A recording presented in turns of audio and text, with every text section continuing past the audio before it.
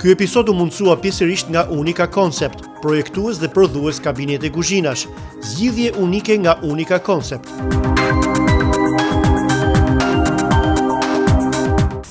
Të ngjatjeta të nderuar teleshikues dhe mirë se erdhët në hapësirën një orëshe të emisionit Pasqyra Shqiptare këtu te Omni 1 Television në Toronto.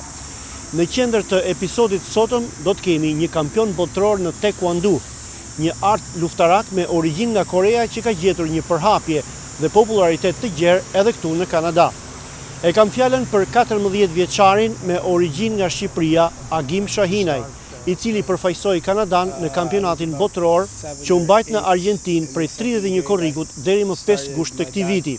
Ndonse garonte për moshat 9-16 vjeç, pra rreth një vit e gjysmë më i vogël se sa shumica e pjesëmarrësve, Agimi u shpall kampion për peshat hyper, pra për më të rëndat, duke fituar 3 medalje individuale, një ari, një argjendi dhe një bronzi, si dhe një tjetër bronzi si pjesëtar i ekipit kanadez.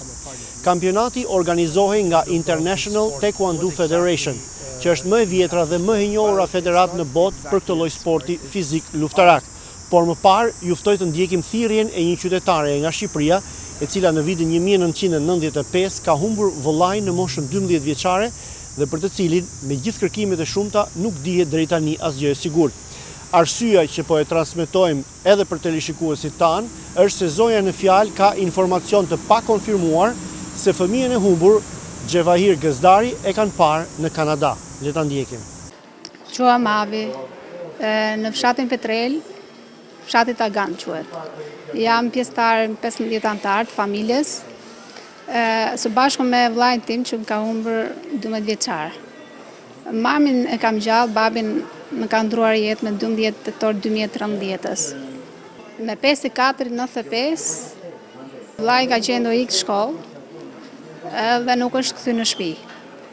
Aty pranë familjes time, shtëpisë time ka qenë një firmë që kërkonte naftë, shpim nafte, dhe brenda 7 ditëve ndodhi kjo e gjithë e vllajt, për humbjen ose në thojse zhdukje. Kërkimet kanë vazhduar her pas here dhe jati im domethënë s'ka lënë dyrë dhe zyrë pa trokitur, por deri më sot asgjë.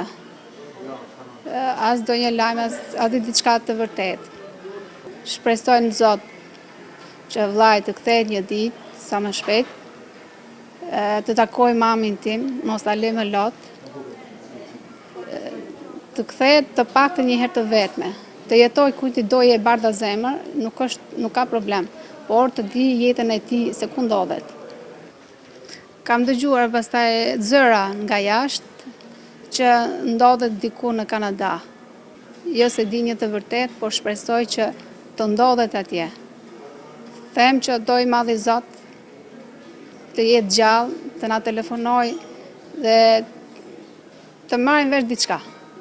Unë po i drejtohem vllait Gjevahirit, i lutem të kthehet sa më shpejt në shtëpi. I lutem që nënën sa është gjallë të vi të takoj. Nëse ndodhi diku, edhe nëse nuk mundet të vi, të paktën të telefonoj. I lutem, do të harroj lotin që kam derdhur, do të harroj mallin që jam djegur, por jetën e tij e dua dhe u pa më tretur. I lutem vllai Gjevit, nëse ndodhi diku, le të rikthehet në shtëpi, të takoj motra, vëllezrit, e veçanërisht nënën, se babi ka ndru jetë, nuk ndodhet mes nesh. Por shpirti i atij lart në qiell, lutjet tona këtu në tokë, shpresoj që Zoti do bëj mrekullinë që ai të rikthehet tek ne. I lutem atyre personave që e shohin e njohin të vllain tim Gjevahirin, që nëse e një dikush të na telefonoj, edhe me telefonat, vetëm të na njoftoj që vllai është diku dhe është gjallë. E gjithë ida jonë është që ilaçi i kësaj dhimbje është vetëm rikthimi i vllait të na vinë në shtëpi. Ndonjëherë njerëzve të mirë ndodhin gjëra të këqija. Për fat, Conte Jazzwall Lawyers është gati t'u ndihmojë kur keni nevojë më shumë. Për gati 2 dekada, Conte Jazzwall Lawyers ndihmon njerëzit e ndershëm që kanë pësuar dëmtime serioze fizike ose psikologjike. Conte Jazzwall Lawyers nuk punon për interesat e kompanive të sigurimit, as për bizneset e mëdha. Ata punojnë për ju. Telefononi sot te 416 544 0008 që jeta juaj të kthehet në rrjedhën e mëparshme. Nëse ju nevojitet një avokat me përvojë nga Bay Street në çështje gjyqësore, biznesi, pronash, emigrimi e tjerë, zgjidhni avokatin Gjegjvani. Avokatia është pasioni im prej më së 20 vjetësh. Më lejoni të bëhem partneri juaj në zgjidhjen e çështjeve tuaja ligjore. Jam Holta Këllezi, dentiste licencuar në Kanada. Ju mirëpres për çdo nevojë që keni në lidhje me shëndetin e dhëmbëve. Më telefononi ose dërgoni email për një takim. Ofroj ulje për pacientët shqiptarë. Icon Builders është një kompani shqiptaro-kanadeze e specializuar në ndërtime dhe rinovime banesash, përfshirë edhe shtëpi luksoze, si dhe në rinovime ndërtesash tregtare. Prej 17 vjetësh, kjo kompani ofron projekte moderne, cilësi të lartë punimesh, si dhe pajisje dhe mobilje nga më të mirat, përfshirë edhe prodhime shumë cilësore, druri dhe hekuri nga Shqipëria. Për një shtëpi të ndërruar, zgjidhni profesionistët që kanë vizion dhe përgatitje profesionale. Icon Builders, zgjidhni cilësinë që zgjat gjithë jetën. Nëse blini ose shisni shtëpinë me zonjën Irena Bendi, përfitoni deri në $5,000 renovime falas ose cashback. Zgjidhje të përshtatura sipas nevojave, fushat profesionale marketingu dhe një etike admirueshme. Irena Bendi e palodhur dhe e përkushtuar ndaj klientit. Mrakovic's Fine Foods, i themeluar në vitin 2003, gjithnjë në rritje dhe vazhdimisht me prodhime cilësore dhe të shijshme, mishi, buke, ushqime importi nga Ballkani dhe Shqipëria, gatime të ngrohta, byreksi dhe ëmbëlsira të traditës. Këtu përdoret vetëm mishi lloj AAA, si dhe qindja të Ontarios. Gjatë gjithë këtyre viteve, Mrakovic's Fine Foods, me shërbimin e mirë dhe përkushtimin deri në detaj, ka fituar respektin e mirë e klientëve shqiptar dhe njëkohësisht mbështet rregullisht emisionin ton. Jeni pronari i një shtëpie apo ndërtues dhe doni të rinovoni ose ndërtoni nga themelet, Northwood Doors prodhon dyert të cilësisë së lartë me porosi. Lënda e parë përpunohet nga mjeshtrat e drurit me makineri bashkohore. Dyert shiten me çmime fabrike. Artan edhe Agim, mirë se erdhët në studion e Pasqyrës Shqiptare. Faleminderit Ilir që na ftove. Welcome Agim and congratulations. Thank you, thank you. Okay. It's a pleasure and it's also like something that doesn't happen every day to sit next to a world champion, right? Yeah. Tell me a little bit of your passion for this sport. How do you pronounce taekwondo? Taekwondo. Taekwondo. Yeah. Okay. When did you start training for that? I was about 7 or 8 in the 2nd grade. I started my dad down near Dufferin Shores Academy of Martial Arts, and since then I just always loved it. I always wanted to keep going. Sometimes I said, I don't know if I want to keep going, but ever since then to now I've just always loved doing it, and it's just become a part of me. Tell me a little bit about this sport. What exactly you have to score? Well, it's not exactly a sport. It's art and self-defense, and then it's slowly transformed into a sport, and it's sort of, and basically the premise is you are against another person, you're in a ring, and if you hit the body, it counts for 1 point, or if you do it as a jump, so if you jump and then punch, or jump then kick, 2 points. And you can also hit the head if you have the helmet on, and some people decide not to wear the helmet, and if you hit the head or body, you get 2, 3 points or 1 point, depending on what you do. What happens if you knock the opponent out? You get a warning, and a warning is to say, watch it, if you fall down, warning, if they hit you outside of the ring, inside the ring, that's a warning, and if you get 3 warnings, you get 1 point taken out. And it has to be almost as 3 of the same warnings. So 3 times you fall down, minus point. Yep. 3 times you go outside the ring, minus point. Yep. And if you get 2 for going outside the ring, 1 falling down, it doesn't go. So it has to be 3 of the same warning. Agim, you are 14, right? Yes. When do you turn 15? January 7th coming up, yeah. Okay. So what makes you special in this martial arts? Well, for how young I am, I'm quite tall. I'm strong, I'm flexible, I can kick very high, I'm good, I'm fast. And it makes it up very well because there's not going to be too many people like me, very tall, very strong. You know, most of the time I'm fighting maybe kids shorter than me or chubbier than me or just not as good as me, to say. Yeah. Are you good at foreseeing the opponent's moves? It's a little bit of knowing from my knowledge, but sometimes it's just you don't know what they're going to do, so then you have to react or move or something. And after you see it, you can see, oh, there's a mistake that he makes every time he does this, so every time I see that mistake, before he does the move, I can counter it or think in my head what I can do to not let him score from that. Artan, më trego pak për këtë pasion të djalit. Ishte ky që konstatoi pari që është i mirë në këtë sport apo ishte juve që shtyt si prindër? Në fillim, si çdo prind që ka fëmijë të vegjël në shtëpi, këtu në Kanada, që nuk kanë çfarë të bëjnë, të mbyllur brenda, pa shok realisht, edhe që rinë gjithë ditën ato lodrat elektronike, kompjuter ose ato lodrat e tjera, edhe ne thamë që duhet të bëj diçka, të merrem në një sport, të dalin nga shtëpia. Të dalin nga shtëpia, të bëjnë një sport. Këtu ato sportet e tjera janë të vështira për hokej ose futboll ose gjërat e tjera, edhe vendosëm të shkoj për martial arts. Realisht ai klubi që shkon Agimi, quhet Shores Academy of Martial Arts, edhe nuk është shumë larg nga vendi ku banojmë neve. 7 vjeç ishte kur shkoj Agimi në fillim. Edhe me thënë të drejtën 6 muajt e parë ka qenë shumë vështirë. Që ta shtyje, ta bindje të shtonë. Herën e parë që shkoj, herën e dytë, edhe kur u zgjua në mëngjes, thoshte që më dhëm trupi. Më dhëm i muskujt, më dhëm barku, edhe jam smur, nuk dua të shkoj në shkollë, edhe gjëra të tilla. Por unë në fakt e kam shtyr pak edhe si jo me forcë, po i thosha unë ti duhet ta bësh këtë gjë. Edhe sa kaluan pastaj 6 muajt e parë, në orën 6:30 ishte atëre, ai ishte i veshur, më priste tek dera, edhe nuk më jepte kohë as të bëhem gati. Ju fut në gjak. Edhe mas një viti, masi mbushi një vit, atëre filloi që ta ket pasion taekwondo, edhe filloi të marr pjesë në turnamente.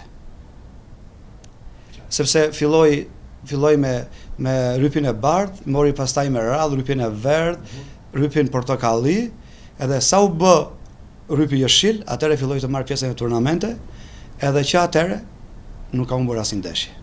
Sa vjet ka që nuk humb asnjë ndeshje? Rreth 3 vjet. 3 vjet. Edhe kur erdhi momenti për të shkuar në kampionat botror që u mbajt në Argjentinë, çfarë përgatitje të veçantë bëri djali për këtë kampionat? Në fakt u bë në Mississauga, është një klub atje që kush donte nga gjithë shkollat e taekwondos në Toronto, të gjithë kandidatët shkuan atje edhe bën një paraprovë. Ku ishin instruktorë nga më të mirë në Toronto, edhe ato i pan, këto kompetitorët, domethënë si luftonin, si bëjnë gjithë, edhe djalin tim e zgjodhën ato me të parën. E zgjodhën.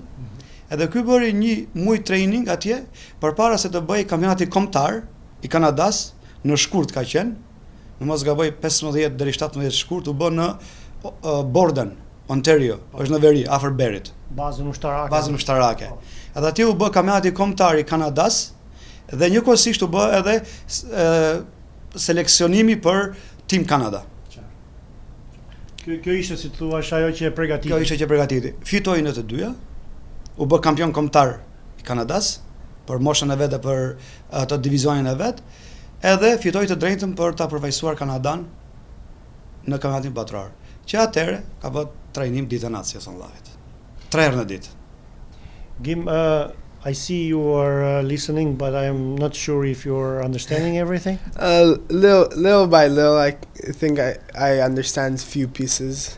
What happened with your Albanian? You never learned Albanian, or you were lazy to learn it? A little bit of both. Seeing when I came here, I was just a baby, and I felt like me and my parents felt like it was more of an initiative to learn English than Albanian because it was English. We're new here in Canada. We have to speak English to get anything, and I never really wanted to learn at the time, but maybe now I'll start learning more and more.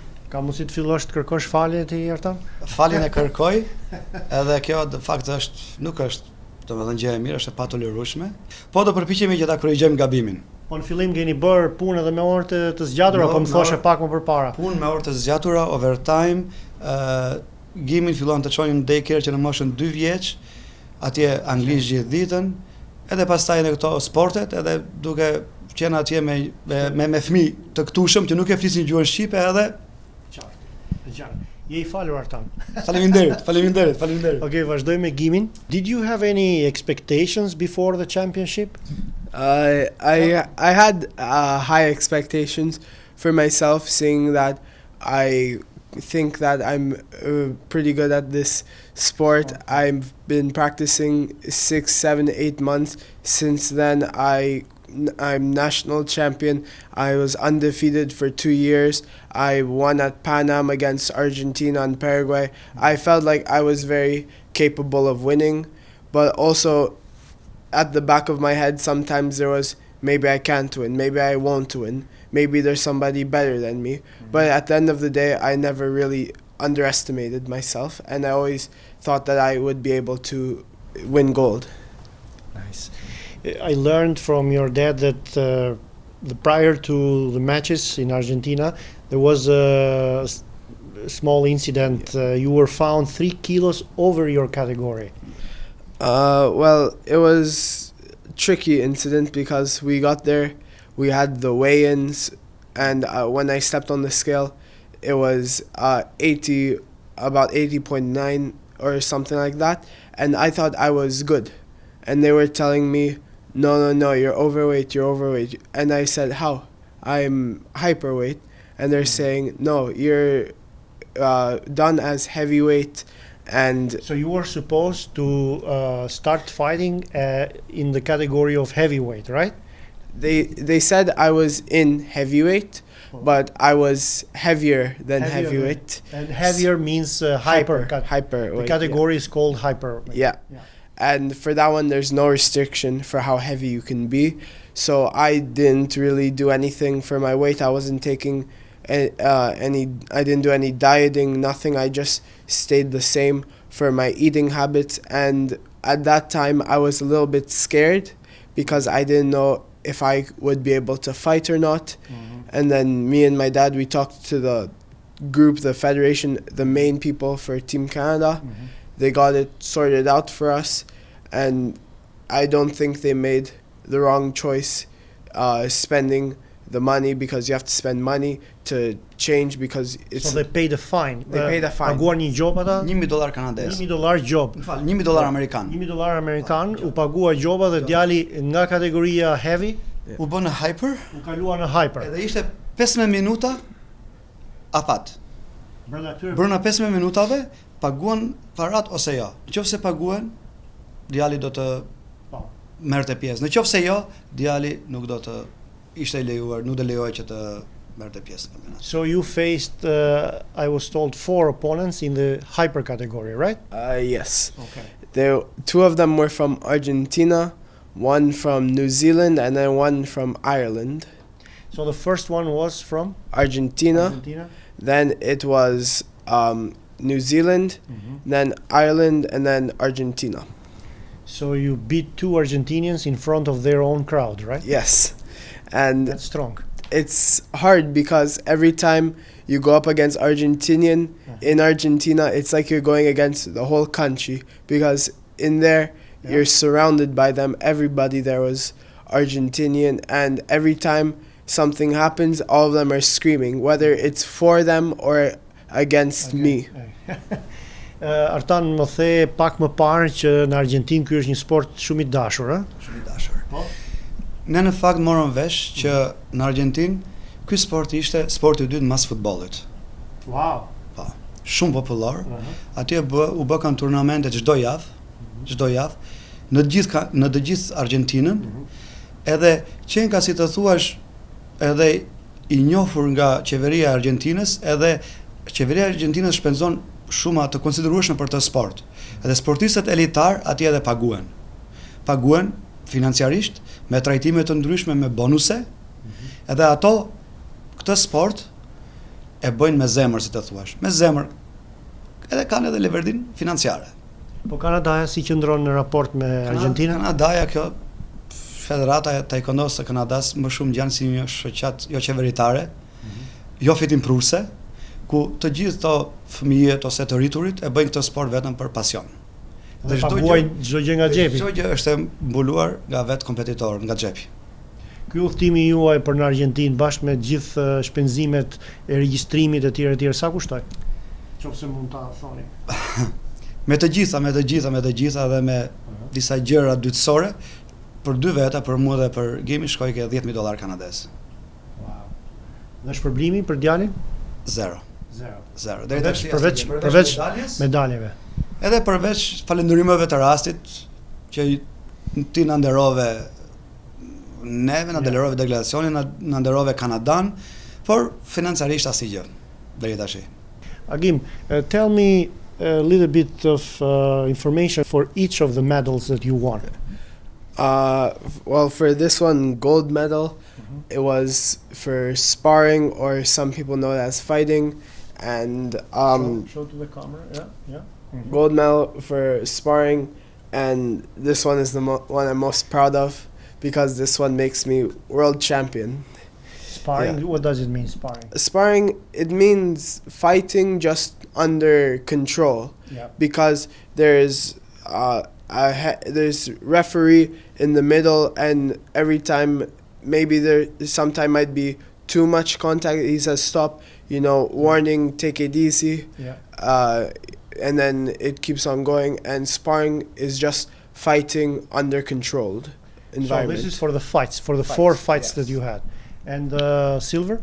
Silver was for board breaking, so that's Board breaking means? board breaking. So they give you a certain technique. So let's say a kick or a punch or like a strike with the whole hand. They have a machine where they put boards, Yep. and there's a requirement, and if you can break the boards, they give you points for it. Sure. And the person who breaks the most boards or get the most points win. And if there was to be a tie in points, it goes into a break-off. So they put one technique with the same amount of boards, and whoever can break it wins gold, or whatever place it is. What about the bronze?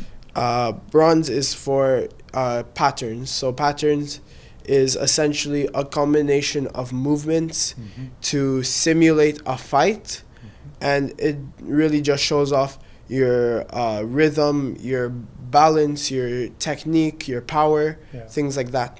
But there is no opponent involved. There's no opponent involved. Yeah. So it's basically you just in the middle of the mat, and you're showing off all these types of moves and your technique without actually having to fight anybody.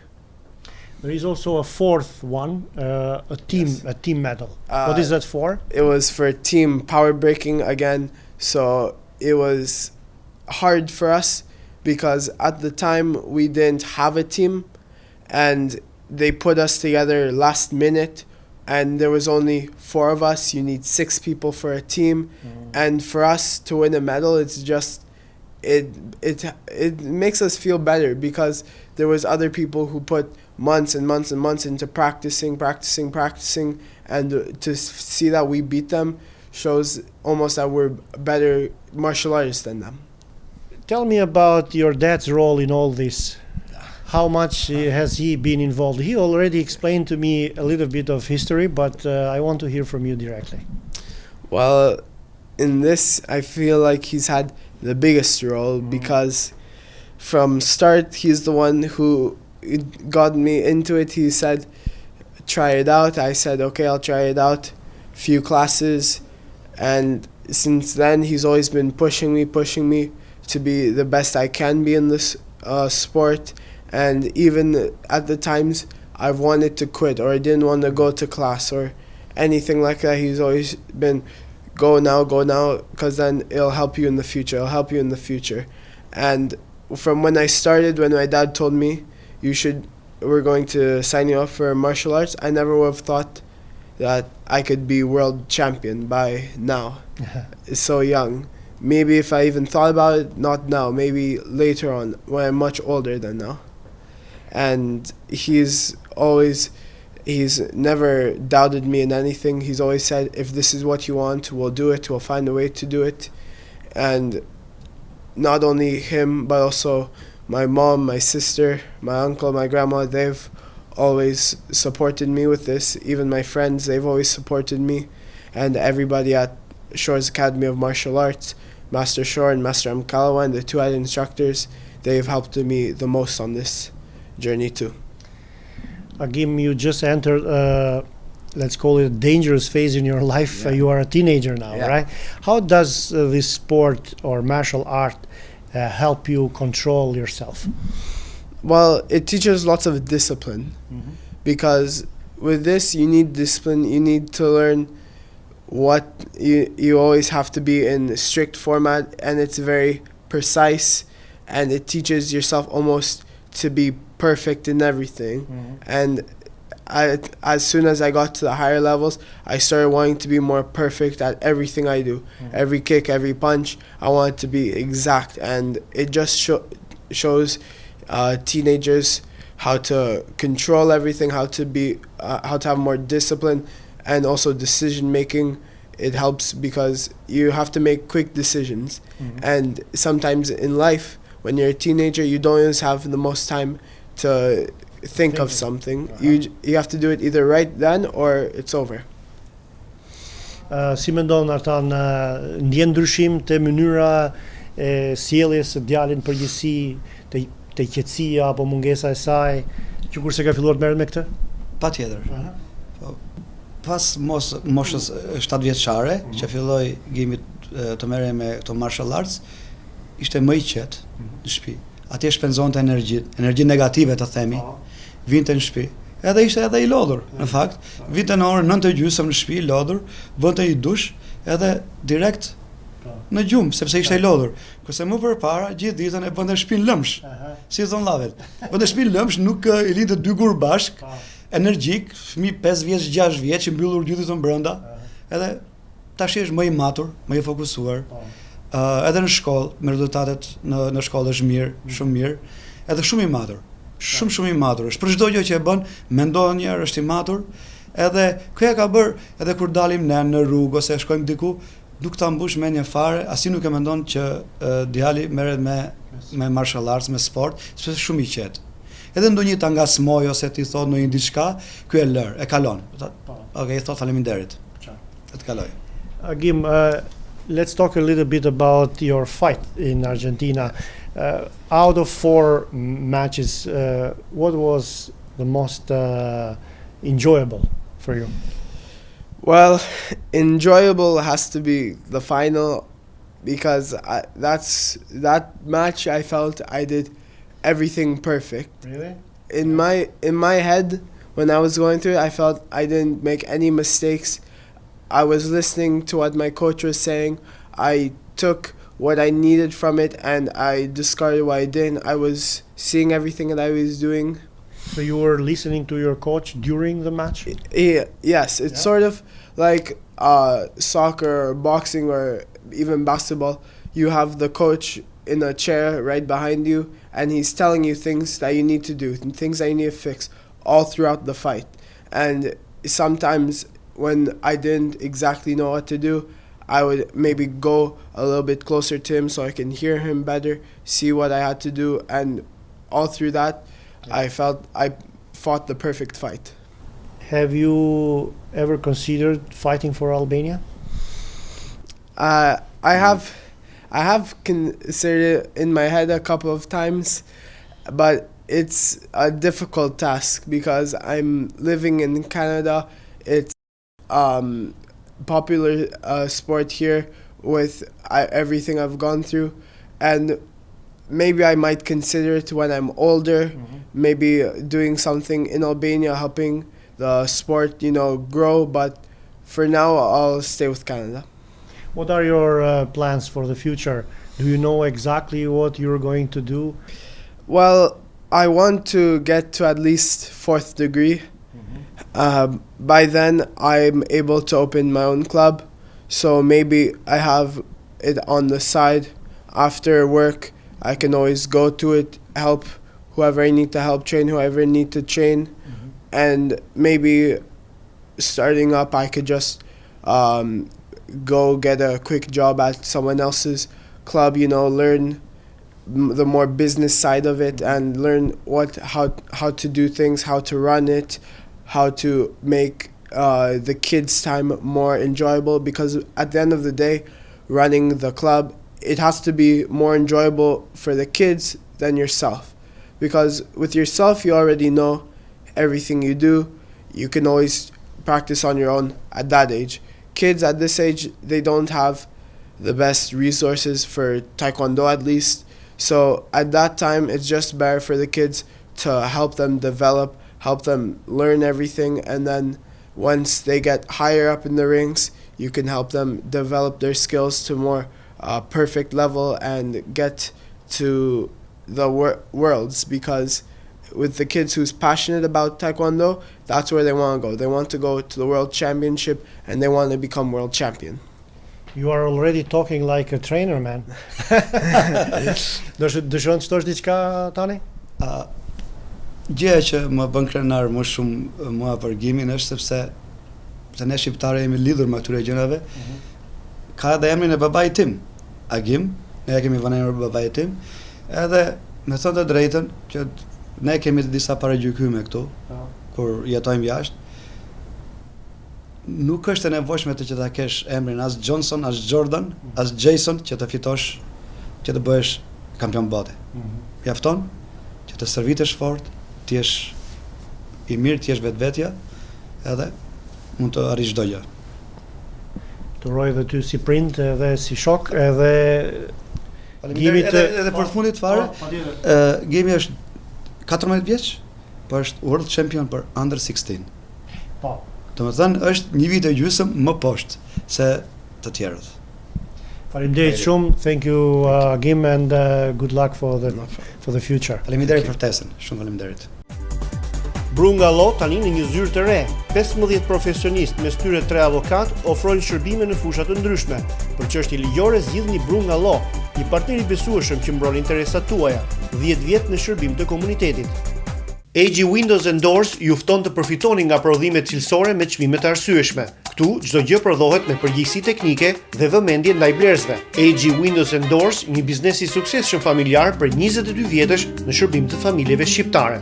Nëse po organizoni festë familjare, dikush duhet gatuar për ju apo jo.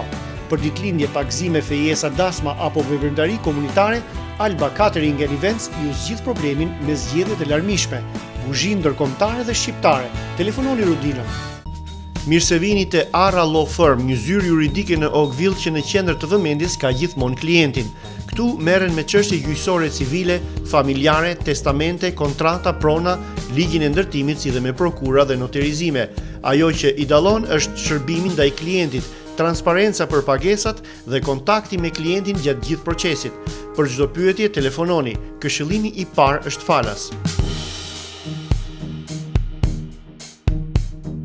Me mira klienti kanë besuar Orges Hysit për mbushjen e ëndrrës për t'u bërë pronar. Nëse po blini shtëpinë e parë, të dytë apo dhe të tretë, Orges Hysi është njeriu që ju duhet, sepse kredia është e ndërlikuar dhe kërkon këshillim profesional, por edhe një emër gjigant, siç është RBC. Orges Hysi vjen aty ku jetoni ju, me zgjidhje të përshtatura me rrethanat tuaja. Interesat janë shumë të ulta, miratimi i kredisë bëhet shumë shpejt dhe kushtet e shlyerjes janë të favorshme me përfitime si për shembull cashback. Orges Hysi, një besim i përligjur. Të nderuar teleshikues, për vetë përbërjen e larmishme demografike dhe për respektimin e të drejtave të njerëzit, të pakicave të ndryshme etnike dhe të grupeve të ndryshme shoqërore, Kanadaja ka fituar me të drejtë famën si një vend ku respektohet diversiteti. Madje kryeministri i tanishëm e ka thënë edhe publikisht se diversiteti është ai që bën Kanadan të fuqishme. Kjo është një deklaratë që koha do të duhet ta vërtetojë, sepse sfidat janë të shumta dhe shpeshherë të dhimbshme. Sepse të ishte kaq e thjesht, nuk do të ndërmerreshin nisma si kjo që kemi vënë në fokus të materialit në vazhdim. Fjala është për një Interfaith Walk në një prej lagjeve të Torontos, pikërisht në lagjen Parkdale-High Park, ku i dërguari i posaçëm i kryeministit të Kanadas, deputeti i lagjes Arif Virani, organizoi një takim ndërfetar me vizita të ndërsjellta nëpër institucione të ndryshme fetare nga klerikët përkatës. Këtu merrte pjesë edhe imami shqiptar, si dhe disa anëtar të Këshillit të Xhamisë. So the purpose was to ensure that people in the community are learning about one another, including about different religions that are here in Parkdale-High Park, the riding that I'm proud to represent. And the idea came last year after we had some tensions between communities. We had the unfortunate incident of the tragic shooting at the Quebec City Mosque. After that, in the spring of 2017, we decided to bring people together, to break bread together like we are doing now, but to also visit places of worship so people could learn about the different cultures and communities that are in the riding. And tonight was the second time we've done this event, and it was an amazing success. You can see that there's so many people here, and they've learned from one another. We visited a Jewish synagogue, a Tibetan temple. We have visited a Catholic church. We are now at the Albanian mosque right here in the Junction area, and it has been a great event. What do you find these people have in common? A great more than I think people even realize. But what they have in common is a desire to learn about one another. What they've found out through learning about each other's religions is that there's much more in common than there is that is different. Whether it is similar customs, similar habits, the way that the places of worship are organized, the things that people eat, the way that they pray, the number of times that they pray, it is all actually much more similar than people thought, which is a great way of sort of breaking down some of those barriers and building up some of those bridges. I do believe that all religions have something in common. They want to give hope to the whole world. So there's no difference from this point of view. Everybody is duty-bound to give hope to the world. And that's why we as leaders need to work harder and harder so that nobody can say that there is no hope in the world for peace, for love, for unity. And when we open our hearts to each other, when we join hands with each other, we are already doing something good. That is very important for a world that is passing through very difficult moments. Is your community in any way concerned about the most recent events in Toronto where people got shot on Danford Avenue? Sure. Did they express their concern? Sure, absolutely, absolutely. Because it's a pity. When somebody dies like that in a violent way, sure, we feel it, because everybody is so important to us, every person. Every person is a gift, so when a gift is lost, automatically we feel it, okay? In the area of Annette Avenue and Kiel Street, there has been always a small Albanian community. Did you have a chance before this meeting to get to know Albanians in Toronto generally? Not so much. I'm still new. I came in 2015 near, okay, and I'm still somehow discovering our whereabouts. But I'm really happy, especially today, that I came to know the Albanian community. Okay, it's wonderful, and that's for me is an enrichment. Okay, it's not only we that exist. There are other faiths that are ready to work with me for the sake of everyone who wants to feel free and. You know, the Albanian community is made of different religions. Like we have also Catholic, Orthodox, even Protestants, and etc. Sure. In fact, recently, a Maltese bishop was ordained archbishop in Albania, in Tirana. Yes, and we are so happy that we have also other Maltese working with the youth in schools, etc. So for us, Albania is so close. We are from Malta. Even geographically. Absolutely. So we feel that we can communicate easily with you. Okay, you're part of us, and that's why from now on, I wish to come to know more and more this possibility. Neve jemi shumë të lumtur që sot është hera e dytë pra këtë vit që marrim pjesë në Interfaith Walking, do më thonë në ecjen ndërfetare, nëse të komuniteteve, nëse mund ta quaj ashtu. Domethënë vizituam 4 vende, vendin një faltore tibetiane, vizituam kishën katolike, sinagogën jehudite dhe këtu destinacioni i fundit ishte xhamia shqiptare. Kjo është një herë edhe hera e parë që xhamia shqiptare vihet në mikpritje, them kështu, sa i përket komuniteteve fetare në përgjithësi, në mbikëqyrjen e të deleguarit të posaçëm të kryeministit kanadez Justin Trudeau, pra zotit Arif Virani, është i deleguar i posaçëm i kryeministrisë në Toronto ose në Ontario, i cili i bën këto organizime. Prandaj neve kemi kaluar shumë mirë, kjo është një provojë, kisha me thënë e re për neve, por provojë shumë e mirë që të shohim në ambientet tona, gjithsesi në xhamin shqiptare, pjesëtar të komuniteteve të ndryshme të cilët jetojnë në Kanada, dhe besoj se kjo është një mesazh i fuqishëm për të gjithë popullin e Kanadas, po edhe me gjërë, se njerëzit vërtet, siç ka thënë pra edhe profeti Muhammed, se njerëzit të gjithë janë të Ademit, Ademi është i krijuar nga dheju. Pra të gjithë njerëzit e kanë një rënje, me një fjalë, janë vëllezër në njerëzillëk, vëllezër në anën njerëzore të tyre, dhe duhet që këto aspekte, pra aspektet e njohjes njerëzillëkut, aspektet e ofrimit të njëri tjetrit, duhet të jenë prezente gjithmonë. Një pyetje, pse u la xhamia shqiptare e fundit në këtë itinerar të kësaj ecjes ndërfetare? Them të drejtën, ndoshta ka qenë ajo që ndoshta pozicioni i vetë xhamis, që është më nëse kem të drejtë ashtu të krahasoj me tjerat më në jug, shkaku tjetër mund të jetë që xhamia shqiptare është, pra e ka vendin e vet sa i përket komuniteteve fetare, është prej xhamive më të vjetra në Kanada, po më e vjetra në Ontario, dhe ka një emër të mirë, ka një background të mirë, dhe vërtet pra është njohëse edhe njohin të gjithë. Prandaj mendoj se nuk ka qenë edhe rastishme që xhamia shqiptare të lihet si përmbyllje ta quaj, si vul e kësaj ecjeje ndërfetare që është bërë, dhe neve duke ju falendëruar edhe kryesisë së xhamisë, por edhe të gjithëve, pra arritëm që me një bashkëpunim të përgjithshëm ta përmbyllim këtë si është më së miri, dhe u tregua edhe ajo zemërgjësia shqiptare, ta quaj ashtu, në ofrimin e edhe ushqimit, e pijeve, gjitha gjërave, pra një light dinner, nëse kem të drejtë ta quaj, një diner të lehtë ashtu. Darkë të lehtë. Po, darkë të lehtë. Imam, juve vetë si shqiptar edhe si imam, jeni i shqetësuar për ngjarjet e fundit që kanë ndodhur në Toronto?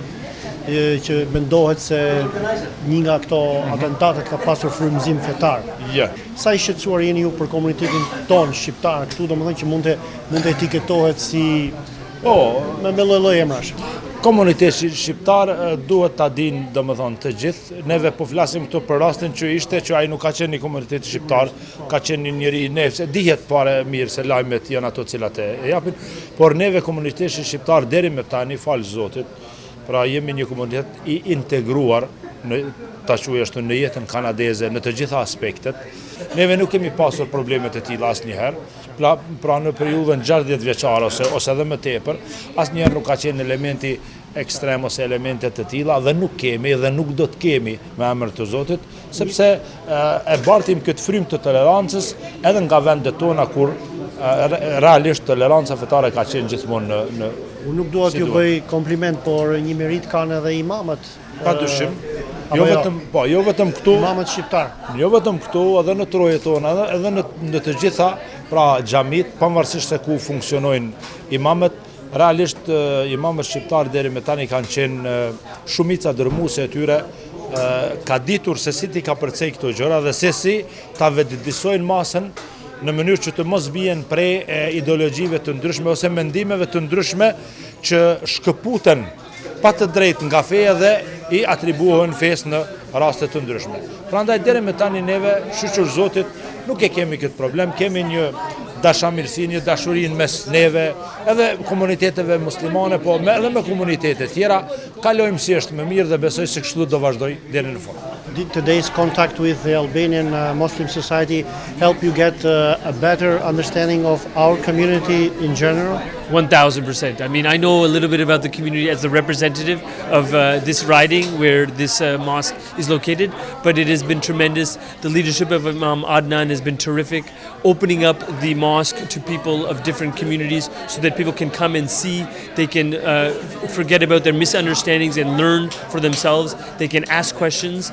It has been an amazing experience and is also a very hospitable experience. So like very hospitable Muslims and hospitable Albanians, Imam Adnan has opened up the entire mosque, and now we are all breaking bread together and learning even more. So it's a very kind gesture, but it's been a very important gesture. And I myself have learned a lot, as have many of the other people here. Një ftesë për zemërt nga pronarët e Sarajevo Grill and Meat për të gjithë klientët shqiptar. Shijoni ushqimet dhe gatimet autentike ballkanase, njësoj sikur t'ua kishte përgatitur gjyshja juaj. Tradita e mirënjohur boshnjake në pjekjen e mishrave, byrekut dhe ëmbëlsirave, këtu merr një dimension krejt tjetër. Lokali shërben në tavolinë ose catering.